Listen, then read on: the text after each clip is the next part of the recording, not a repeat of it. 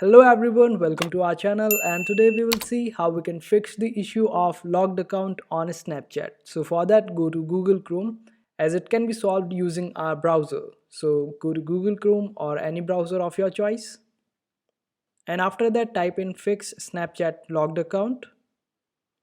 Click on it, and then you will see this first link from Snapchat itself, and click on it. And here you will see various sections for your account being locked. It may be blocked on a temporary basis and it might be permanent, so choose according to it. And if your account is blocked on a temporary basis, then just go to this section and click on going here. You will see this blue colored line here. Just click on it, it is clickable, and after that just log into your account and you will be good to go. But if your account is locked permanently, then just go to this section and click on unlock your account. And after that, it will ask for your credentials, which is your email and password.